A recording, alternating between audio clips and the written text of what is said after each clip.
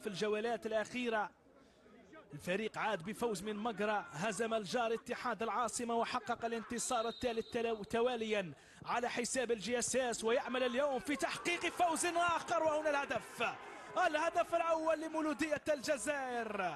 أولاد العاصمة يضربون أولا، يتقدمون بالخطوة الأولى 1-0 عبر عبد الله أيوب، وشباك أصحاب الأرض تتحرك وتهتز في وقت الحديث عن أمل آخر في تسجيل خطوة أخرى ناجحة، فوز رابع تواليا لمولودية الجزائر. يأتي الجواب برأسية عبد الله أيوب مباشرة إلى شباك الحارس هنان عبد السلام. هنا مرة أخرى ها هو المشهد من جديد، ها هي الكرة التي أتتهم بالخبر السعيد. مولودية الجزائر من أجل تأكيد أحقيتهم بلقب الشتاء يبحثون عن مواصلة ربيع الانتصارات، وهنا يأتي الهدف الأول، الخطوة الأولى في طريق